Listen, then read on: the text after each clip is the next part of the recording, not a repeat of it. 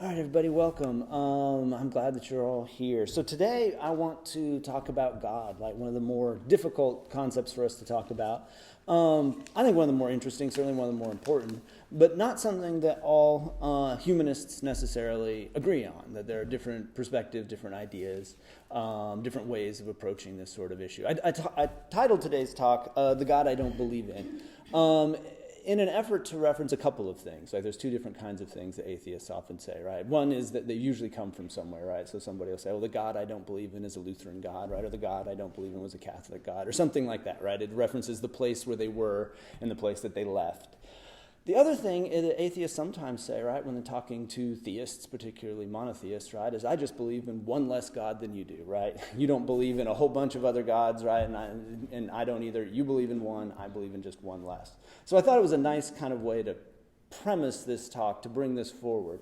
What I'm going to say is going to be both sort of general and personal, present sort of my point of view, not necessarily the point of view that we need to share.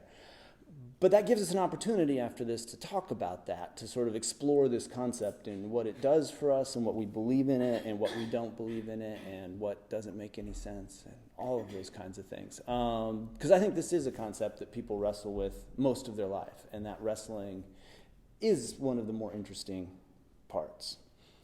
Okay, so as many of you know, but some of you don't, I was raised without God. I am an atheist. I have been an atheist all of my life, and that's where I began. That's where I come from. The source of that is largely my mother. My mother was raised Baptist. She rejected that early on. So the God that I don't believe in is, in a way, a Baptist God. Not that I was ever Baptist, but that's the one that got presented to me. A particular version of that God, right? A very judgmental God, right? That if you don't comply, that you get judged very harshly and very firmly. My mother was very sensitive to the sexism that she saw in the Baptist church, so this is very much a sexist God that values women being submissive, right, that it makes a virtue out of a lack of self-respect, that you're constantly, bowing down before and not seeing your own value. And this is a God that values suffering, right? These are people that often say, their own suffering shows their virtue, right, how bad off they are. This is something my mother had particular contempt for when it was presented to me. So that's a particular God, a sort of authoritarian God, right? A firm authoritarian God that wants your submission, that wants you to give in.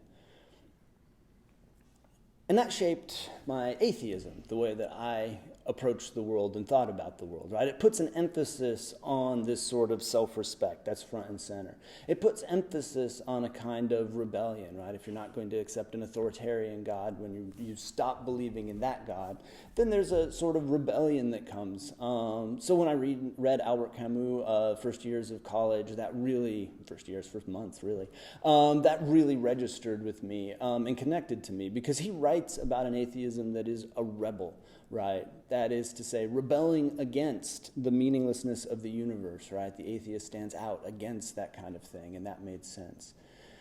And it made sense, right, because of the particular God that I didn't believe in.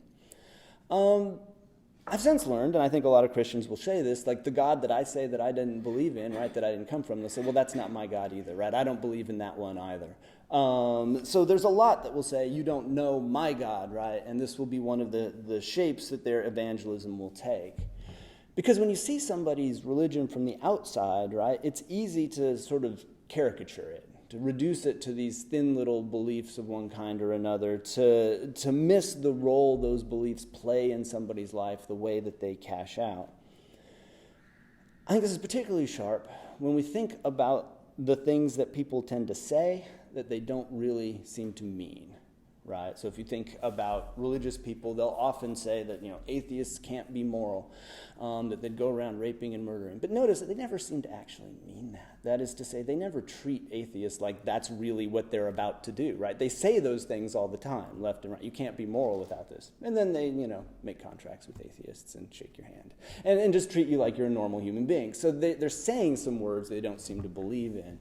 Atheists will say similar things, right? Faith makes you stupid, and it makes you gullible, right? And it makes you easily believe in it. But then that's not how they treat people who they know believe, right? They treat them just like other people in those sorts of interactions. So I think we'd have a tendency to say some abstract things for some reason, right? That's what we got to back up. For some reason, we say those abstract things, but we don't act like we actually believe those things. We don't actually carry out those beliefs. We don't actually follow them.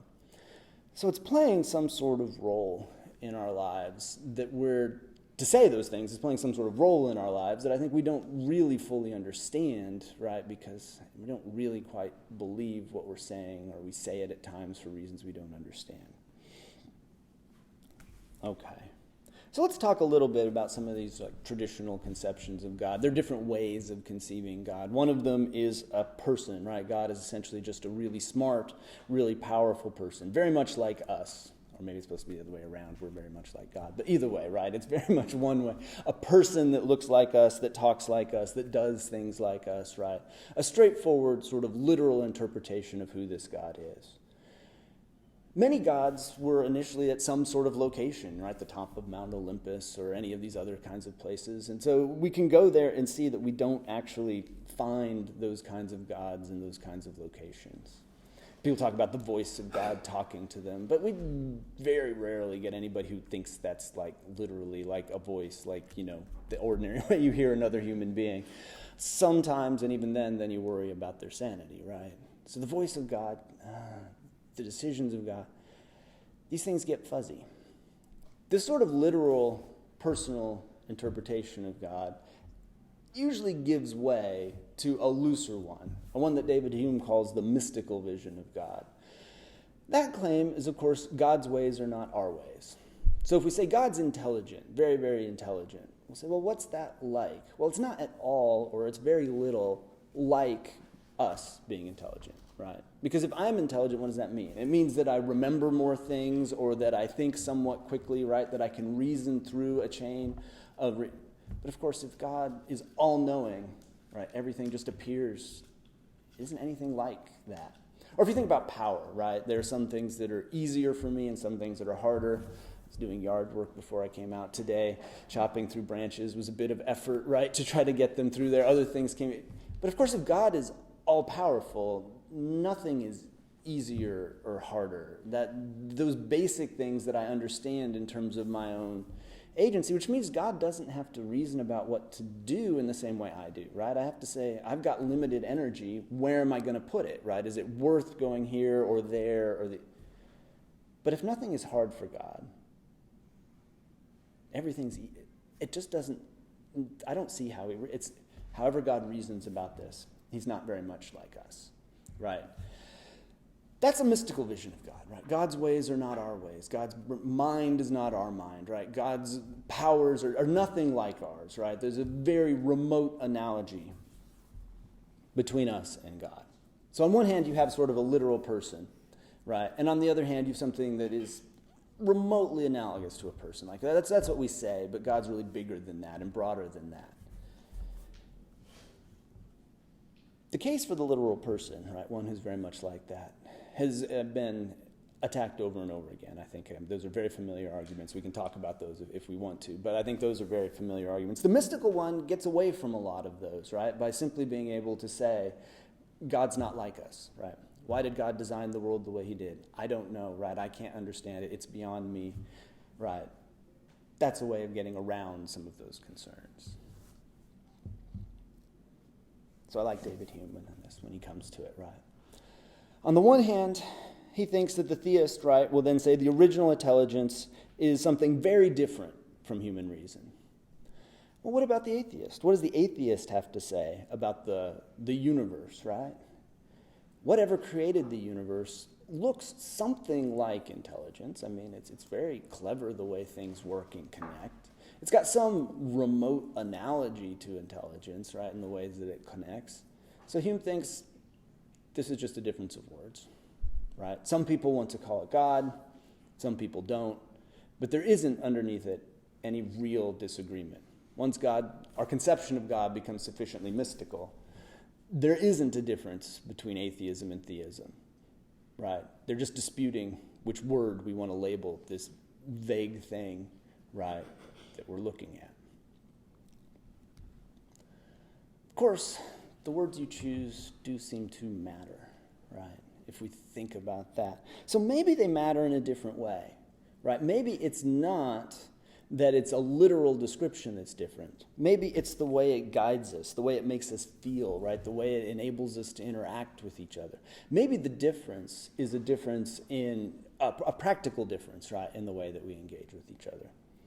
William James led this with the varieties of religious experience. This is the direction he wanted to go. We don't want to think about literally whether or not there is a God. That question is not a scientific question in the same way.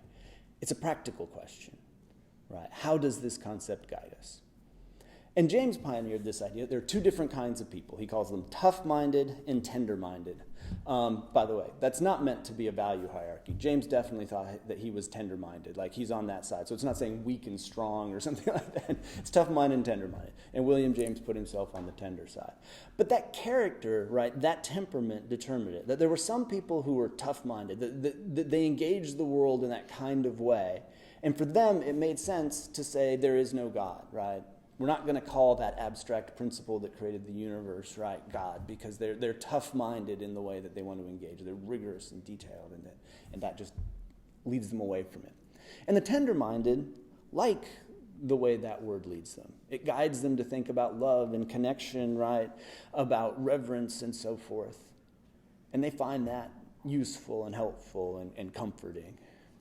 But what's fundamental here, right, is the person's character and not the world. It's not that one is right and one is wrong, according to James. This is just different kinds of people, different things fit. So I think that raises a different kind of question. Does belief in God make us better? Does it actually help, or is it hurting? I'm not sure we have to have a single answer to that, right? But we can think about different ways that things get laid out. Hume offers various criticisms. He says it raises specious kinds of merit. That is to say, people are running around trying to get points, right, for doing certain sorts of things that really don't help. Praying in certain ways, right, eating certain foods, wearing certain clothing, whatever you want to come up with, your favorite list of specious kinds of merit, where people are saying this is an important, valuable action when it really doesn't matter. It doesn't really help people. It makes people superstitious, right? That they're afraid of saying things or behaving in ways and all sorts of powers like that. It divides the world, right? The sinners and the saved, the believers and the unbelievers, right? The theists and the atheists.